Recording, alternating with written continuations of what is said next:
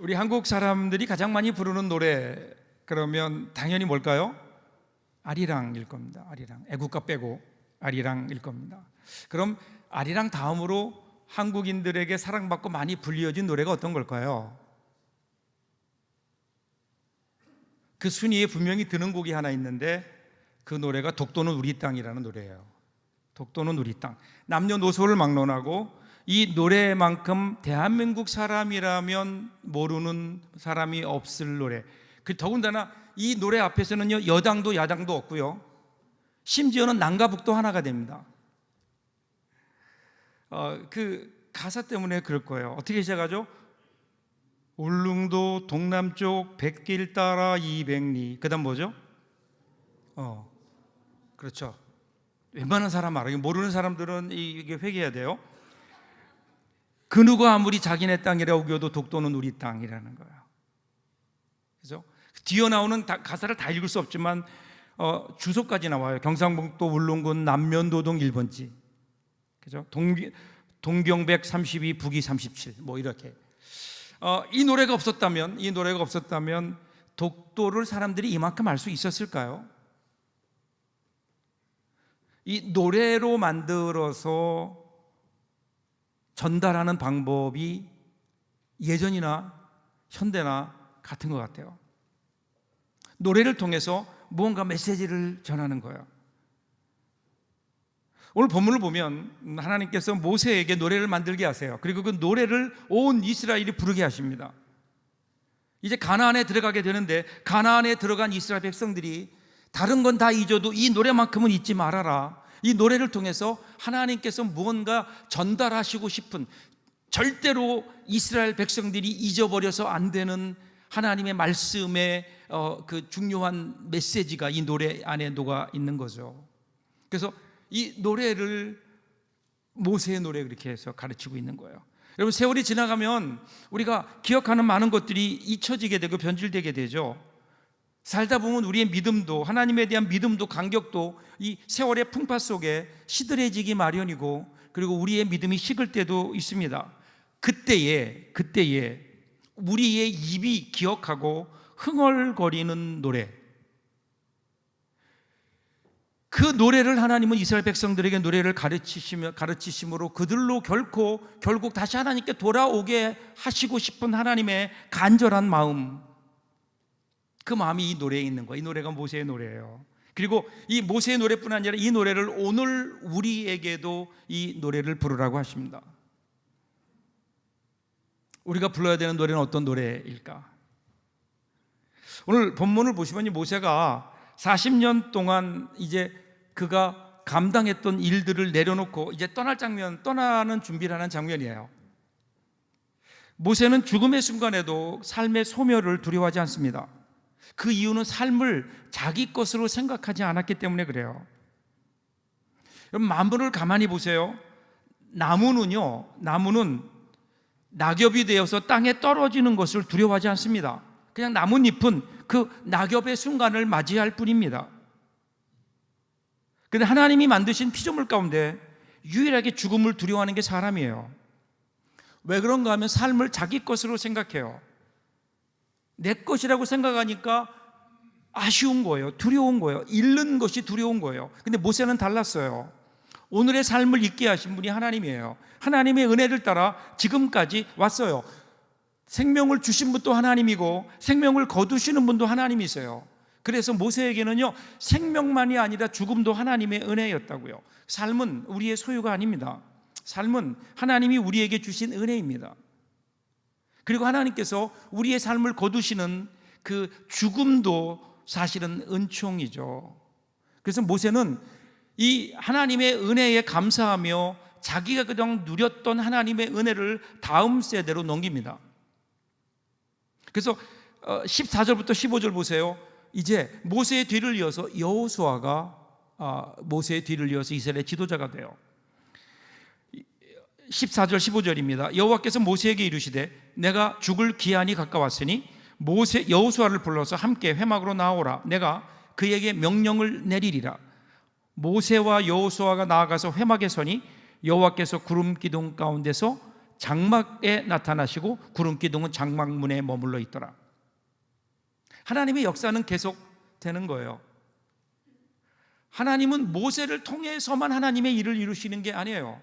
하나님은 모세뿐 아니라 모든 사람들을 통해서 하나님의 역사를 진행해 가세요. 모세가 끝나면 그 다음에 여호수아가 나와요. 그래서 하나님의 일은 계속되는 거예요. 이 장면의 진행이 굉장히 재미있어요. 처음에는 모세가 여호수아를 불러서 온 이스라엘 앞에 세웁니다. 그러면 그 다음에는요, 여호와 하나님이 모세와 여호수아를 회막 앞으로 나오게 합니다. 마지막에는요, 하나님이 모세에게 대해서는 전혀 언급하지 않은 채 여호수아를 향해서 말씀하세요. 3막이에요. 1막에서는요 모세가 여호수아를 불러요. 2막에서는요 하나님께서 그 둘을 회막 앞으로 나오게 하세요. 제 3막에서는요 모세는 사라지고 여호수아만 나타나요. 여러분, 우리가 최고의 인생을 산다는 게 뭘까요? 최고의 인생을 산다는 게 얼마나 오래 사느냐, 얼마나 건강하게 이 땅에서 내가 얼마나 많은 것을 이루며 사느냐, 이것이 아니에요. 최고의 인생을 산다는 것은 내가 왜 여기에 있는지, 사명이 무엇인지를 깨닫고 그 사명에 부응하는 삶을 사는 삶이 아닐까요? 사람들은요 흔히 자기중심적으로 생각해요. 자신이 깨달으면 세상이 비로소 깨닫기 시작하는 것 같고, 자기가 포기하면 세상이 끝나는 줄 알아요.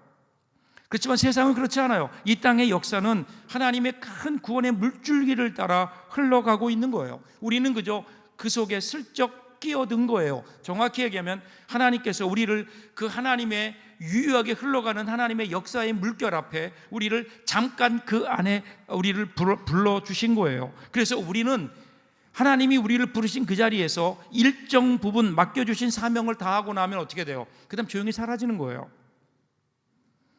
우리가 사라진다고 해서 하나님의 역사가 끝날까요? 내가 죽는다고 해서, 내가 끝난다고 해서 하나님의 역사가 끝날까요? 아니에요. 하나님의 역사는 계속 되는 거예요. 그래서 프랑스의 노벨 문학상 수상작가죠, 로망 롤랑의 유명한 말이 있잖아요. 인생이 뭐냐? 인생이란 15분 늦게 들어간 영화관과 같다. 여러분 생각해 보세요. 영화가 시작됐는데 15분이 지나서 허겁지겁 뛰어들어가면 어떨까요? 도대체 그 15분 동안 뭔 일이 있었는지를 모르잖아요. 내용이 어떻게 되는 건지 감이 잡히지 않아요. 그래서 뭐 하나요? 영화를 보면서도 퍼즐 맞추기 하듯 이리저리 꿰매다가 어느 정도 이게 이런 내용인가? 내용을 파악할 수 있지만 결국 영화가 끝날 때까지 잃어버린 15분은 결코 채워지지 않아요. 그냥 공백은 여전히 남아 있어요. 역사는 내가 시작하지 않았듯이 내가 끝내는 게 아니에요. 그래서 우리가 가지고 있는, 우리가 알지 못하는 공백은 다른 사람, 그 다음 사람에게로 옮겨가게 되는 거예요. 지금 모세가 그 일을 하는 거예요. 하나님께 불러주셨어요. 그 일을 감당했어요. 다 이해하지 못해요. 하나님께서 왜 이렇게 하시는지 알지 못해요. 그러나 여기까지라는 것을 알아요. 그래서 그는 하나님께 순종하고 역사의 무대에서 조용히 사라져요. 그리고 여호수아를 불러 세우는. 그리고 또 하나, 모세는요 자기의 죽음 앞에서 지금까지는 그냥 말로만 했었는데 그것을 글로 써서 남기게 합니다. 그러니까 지금까지는 입의 말로 하나님의 뜻을 전했다면, 모세는 이제 레위 사람들을 시켜서 그것을 글말로 남깁니다. 9절부터 11절 보세요. 조금 위로 올라가죠. 또 모세가 이 율법을 써서 여호와의 언약궤를 매는 레위 자손 제사장들과 이스라엘 모든 장로에게 주고, 모세가 그들에게 명하여 이르기를, 매 7년 끝에 곧 면제년의 초막절에 온 이스라엘이 내 하나님 여호와 앞 그가 택하신 곳에 모일 때에 이 율법을 낭독하여 온 이스라엘에게 듣게 할지니. 이것을 글로 써서, 글로 남겨서 온 이스라엘 회중에게 읽어라, 이렇게 명령하는 거예요.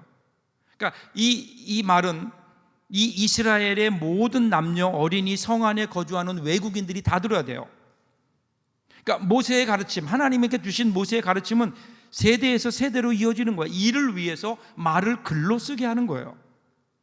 입으로만 외치던 말을 글로 기록해서 책으로 남기는 것, 그 이유가 뭘까요? 그래야 오래가요. 그리고 소리보다 책이 분명해요. 분명한 뜻을 전할 수 있기 때문에. 그래서 글을 써서 책으로 남겨라 이렇게 얘기해요. 왜 이렇게 책으로 남기라고 하는가? 그러면 그 이유를 17절에서 이렇게 설명해요. 내가 그들에게 진노하여 그들을 버리며 내 얼굴을 숨겨 그들에게 보이지 않게 할 것인즉 그들이 삼킴을 당하여 허다한 재앙과 환난이 그들에게 임할 그때에 그들이 말하기를 이 재앙이 우리에게 내리면 우리 하나님이 우리 가운데 계시지 않는 까닭이 아니냐 할 것이라. 지금까지 입말로 전해지던 토라가 글말로 기록되어져야 되는 이유는 뭐냐면요, 이스라엘 백성들이 가나안에 들어가게 되면 그러면 그들이 결국은 변질되어서 당연히 가야 될 길을 가지 못할 것을 하나님이 알고 계시기 때문에 그래요. 그들이 잘못된 길을 갈 때 하나님께서 진노하셔서 이제 그들에게 얼굴을 숨기시는 상황이 되었을 때,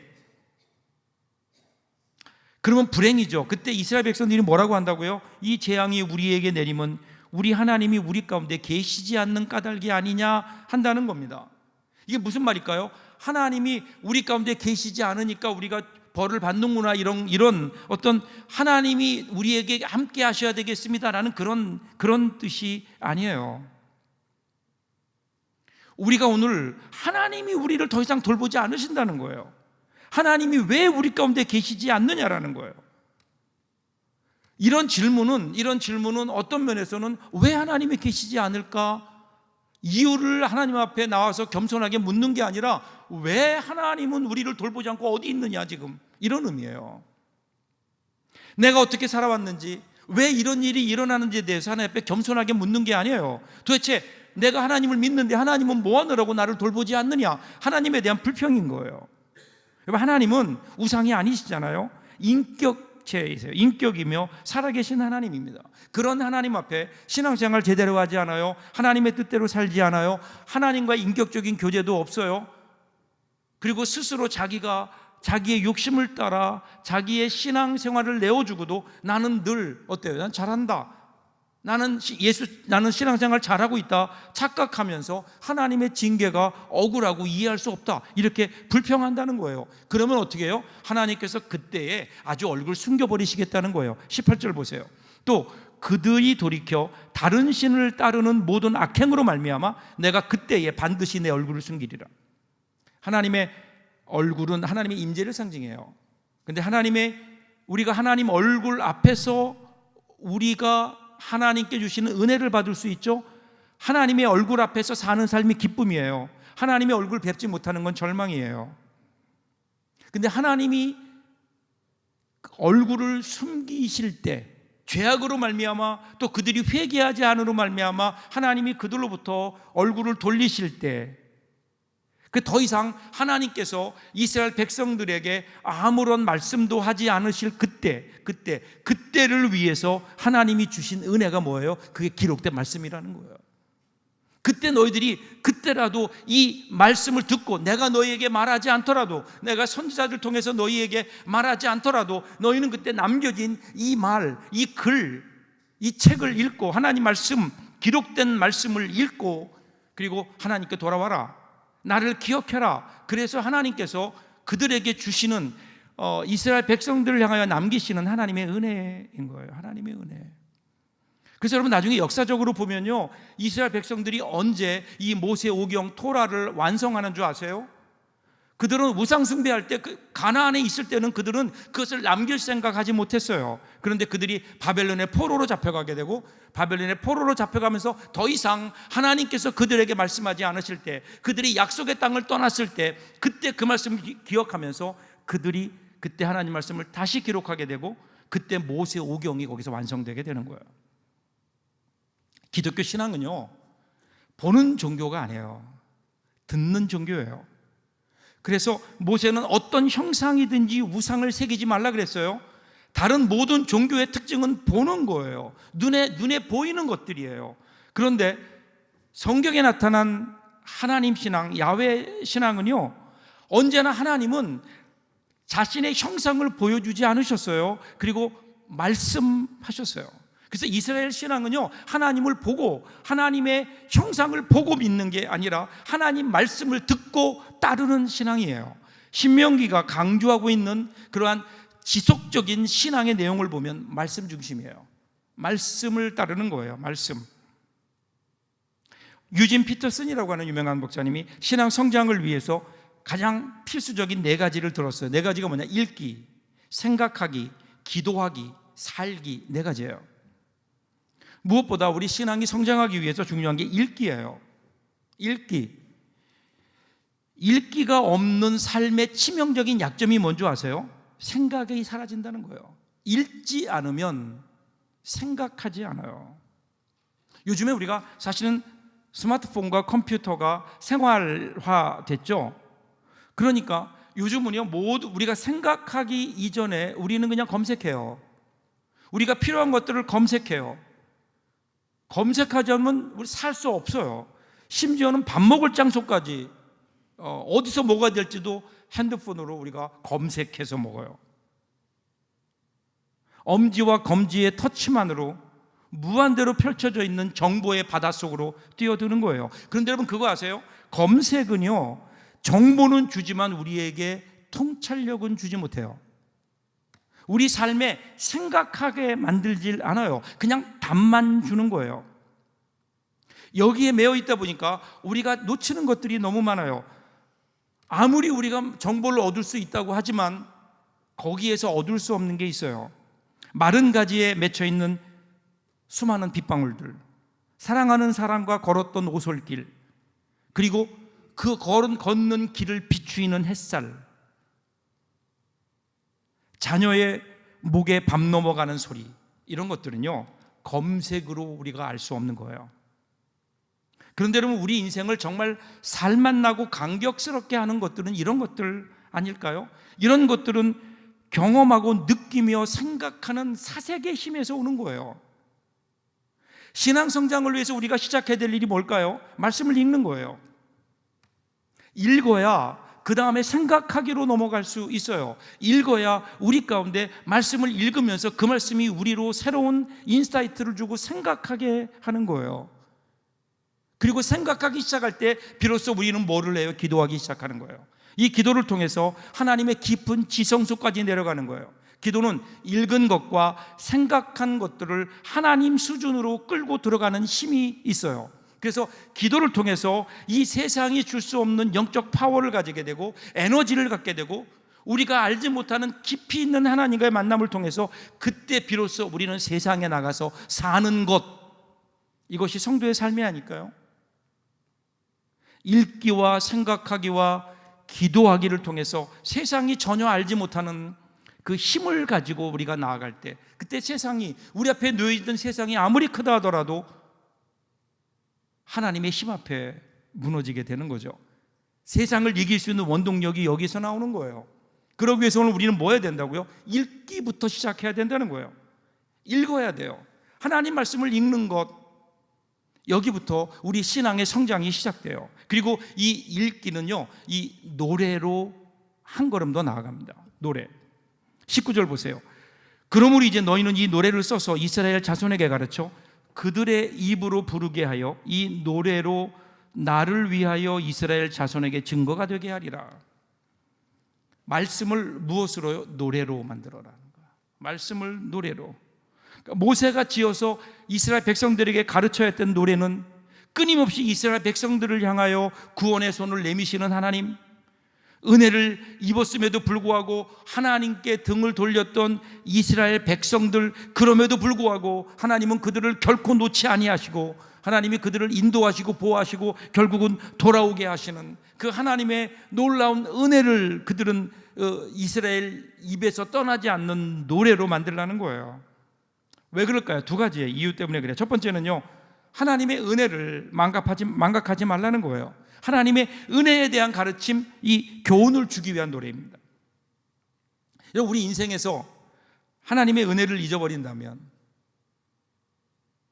그럼 어떻게 될까요? 우리 하나님 떠나게 돼요.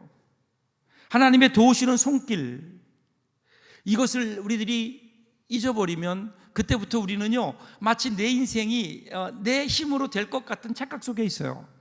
모든 것이 내 능력이라고 생각해요. 그러면 어떻게 해요? 정말 하나님을 의지하지 않아요. 하나님을 떠나요.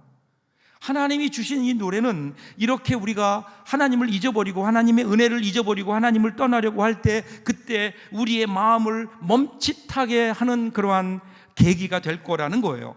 그러니까 이 노래의 핵심은 하나님을 떠난 이스라엘 백성, 이스라엘에게 하나님께서 벌을 내리실 거다, 이런 내용이에요. 근데 하나님이 왜 이런 노래를 주신다고요? 이스라엘 백성들로 하여금 깨게 하시려고. 그래서 그 노래를 부르면서 그 노래가 그들의 마음속에 각인될 수 있도록. 그리고 또 하나, 노래를 부르게 하시는 이유는 뭐냐면요, 가나안 땅에 들어가 먹고 배부르게 살다 보면, 그러면 하나님께로부터 돌이켜서 하나님을 멸시하고 하나님의 언약을 떠나게 된다, 그것에 대한 경고라는 거예요. 제가 20절과 21절을 좀 더 쉽게 새 번역으로 다시 읽을게요. 내가 그들의 조상에게 맹세한 젖과 꿀이 흐르는 땅에 그들을 인도하여 들인 뒤에 그들이 살이 찌도록 배불리 먹으면 눈을 돌려 다른 신들을 섬기며 나를 없인 여기고 나와 세운 언약을 깨뜨릴 것이다. 그리하여 그들이 온갖 재앙과 환난을 당하게 될 것이다. 그러나 사람들이 이 노래를 부르는 한, 이 노래가 그들을 일깨워 주는 증언이 될 것이다. 비록 내가 아직 약속한 땅으로 그들을 인도하기 전이지만 지금 그들이 품고 있는 생각이 무엇인지를 나는 알고 있다. 하나님은 이미 이스라엘 백성들 알고 계신 거예요. 이스라엘 백성들의 배신, 하나님을 이미 알고 계신다는 거예요. 그런데 이 배신의 원인이 뭐라고요? 살이 찌도록 배불리 먹으면. 결국 그들이 가나안 땅에 들어가서 물질의 풍요로움이라는 덫에 걸려서 결국 그들이 하나님을 등지게 살게 될 거고, 그러면 그들이 잃어버리는 게 있다는 거예요. 그것은 하나님을 향한 노래, 하나님을 향한 찬양이에요. 그때 우리로 하여금 하나님을 기억하고 하나님께로 우리를 이끌 수 있는 그게 뭐라고요? 그 노래를 지금 하나님께서 모세를 통해서 이스라엘 백성들에게 가르치신다는 거예요.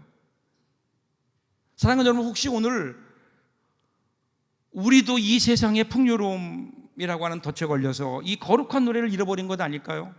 우리 눈에 보이는 것들을 쫓아가다 보니까 정말 우리가 따라야 될 하나님의 은혜, 그 은혜에 대한 찬양을 우리가 혹시 잃어버리고 있는 것은 아닐까? 어느 순간 우리 입에서 하나님을 향한 찬양, 하나님이 우리에게 주신 거룩한 노래가 아니라 우리도 모르는 사이에 우리의 욕심을 노래하고 있는 것은 아닐까요?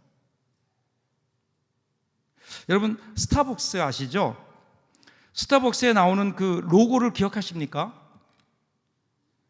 거기에 나오면 거기에 그 사람인지 뭐 그런 그 모습이 있잖아요. 그 모습이, 거기 나오는 그 모델이 사이렌이에요. 사이렌. 이 사이렌은 그리스 신화에 나오는 요정이에요. 얼굴은 아름다운 여성의 얼굴을 하고 있는데 몸은 독수리래요. 이 사이렌은요, 이탈리아 반도의 사이레눔 스코플리라고 하는 섬에 살면서 거기에서 그곳을, 그 바다를 지나고 있는 선박이, 배들이 가까이 오면 거기서 아주 아름다운 노래를 불러요. 노래를 불러서 선원들을 유혹하고 그리고 결국은 바다에 빠지게 하는 나쁜 요정들이에요. 아마도 스타벅스가 이것을 로고로 만든 데는 스타벅스라고 하는 어떤 자신들의 그 커피 속으로 온 세상 사람들이 빠졌으면 좋겠다, 뭐 그런 마음 아닐까요? 그런 마음으로 사이렌이라고 하는 이 로고를 만들었을 거라고 생각합니다. 그런데 이 사이렌이 두 번의 실패를 맛봐요. 그 중에 한 명이 오르페우스라는 사람이에요. 이 오르페우스는 뛰어난 음악가이자 시인이었는데 그가 배를 타고 이 사이렌들이 사는 섬을 지나게 됩니다. 그때 오르페우스가요, 이 사이렌의 그 유혹의 노래를 듣게 돼요. 근데 이때 이 오르페우스는 노래를 하기 시작합니다. 사이렌보다 더 아름다운 노래를 불러서 맞대응하는 거예요. 결국 누가 이겼나요? 오르페우스가 이겼어요. 이에 모욕감을 느낀 사이렌이 바다에 몸을 던져 바위가 되었다라고 하는 신화가 있죠. 이 세상이 들려주는, 사이렌이 들려주는 이 세상 그 노래보다 더 아름다운 노래를 부를 때, 여러분, 우리가 그 사이렌을 이길 수 있었던 것처럼 오늘 이 세상이 우리에게 들려주는 그 많은 달콤한 노래들, 그 노래보다 우리가 불러야 되는 것은 더 아름다운 노래, 더 거룩한 노래, 하나님께서 우리에게 주신 이 노래, 이 세상의 노래보다 우리가 불러야 되는 이 노래를 더 크고 더 힘차고 더 아름답게 부를 때 여러분 우리는 세상의 노래로부터 우리를 지켜낼 수 있지 않을까요? 저에게도 이런 찬양이 있어요. 힘들 때, 주저앉고 싶을 때 저의 입에서 나도 모르게 흘러나오는 노래가 있다고요. 그 노래가 나의 영원하신 기업 생명보다 귀하다. 나의 갈 길 다가도록 나와 동행하소서. 제 어머니 생각이 나요. 저희 어머님이 어느 날 제 동생에게 전화가 왔는데 저희 어머님이 암이시래요. 담도암이라고 이제는 길어야 한 1년 정도 사실 거라고 그래요. 그래서 저희 가족들이 함께 어머니를 뵈러 미국으로 갔어요. 갔더니 이미 어머니는 많이 야인 모습으로 누워 계셨어요. 그 제가 어머니 곁에 가서 어머니께 인사를 하고 어머니 반갑게 맞으면서 뭘 했으면 좋을까요? 그랬더니 찬송을 하나 불러달래요. 그 찬송이 바로 이 찬양이었어요. 그러면서 저희 어머님이 그 찬양을 부르는데 마지막 3절이 참 좋다는 거예요. 3절. 세상 무기 안일함과 모든 명예 버리고 험한 길을 가는 동안 나와 동행하소서. 그때 어머님이 그 병석에 누워 계시는데 그때 제가 이 찬양을 불렀거든요. 주께로 가까이 주께로 가오니 나의 갈 길 다가도록 나와 동행하소서. 눈물로 불렀던 그 노래가 어머니와 함께 불렀던 그 노래가 저의 마음속에 새겨졌어요. 그리고 그 다음부터요 저도 모르게 제 입이 기억하고 불러요. 세상 무기 안일함과 모든 명예 버리고 천국문에 이르도록 나와 동행하소서. 그러면 나도 모르는 사이에 내 입에서 이 찬양이 흘러나오고 그러면 힘이 나요.